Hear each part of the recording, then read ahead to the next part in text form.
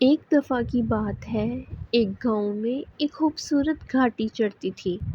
یہ گھاٹی دوستوں کے لیے بہت مشہور تھی کیونکہ وہاں پاس کوئی اور راستہ نہیں تھا۔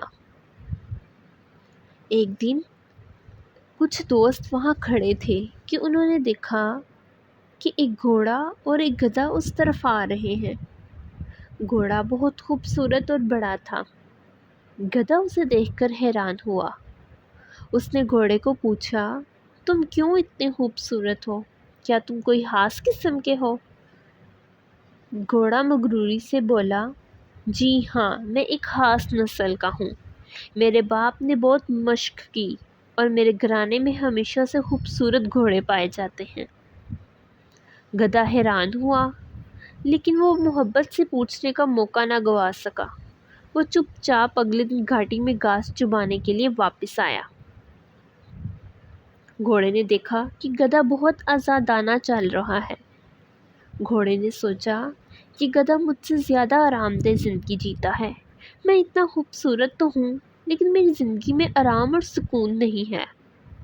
یہ سوچتے ہوئے گھوڑا گدھے کے پاس گیا اور اسے بات کرنے کے لیے کہا، میں آپ کے ساتھ رہنا چاہتا ہوں۔ آپ کی زندگی میں آرام ہے اور میری زندگی میں خوبصورتی ہے۔ کیا آپ میرا ساتھ دینے کو تیار ہیں؟ گدھا گھوڑے کی جانب دیکھ کر مسکرایا اور کہا، جی بالکل، ہم مل کر ایک دوسرے کو مکمل کر سکتے ہیں۔ میری زندگی میں آرام ہے لیکن خوبصورتی نہیں ہے، جبکہ آپ کی زندگی میں خوبصورتی ہے لیکن آرام نہیں ہے۔ گھوڑا اور گدھا مل کر گھاٹی سے گزرنے کا راستہ ڈھونڈنے کے لیے روزانہ کام کرنے لگے۔ ان کی مدد سے گھاٹی میں راستہ بنا اور گاؤں والوں کو اب دوسرے راستے سے بھی گھاٹی تک پہنچنے کا موقع مل گیا۔ گھوڑا اور گدھا دوست بن گئے اور اب وہ ہمیشہ اکٹھے رہتے ہیں۔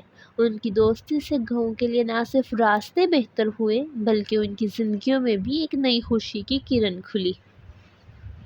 یہ کہانی ہمیں سکھاتی ہے کہ خوبصورتی صرف ظاہری نہیں ہوتی بلکہ وہ دوستی اور ایک دوسرے کو تکمیل دینے کی قابلیت میں بھی پیدا ہوتی ہے۔ جب ہم مختلف صفات اور قابلیتوں کو ایک ساتھ ملاتے ہیں تو ہمیں ایک بہترین جوڑی کی تشکیل ہوتی ہے۔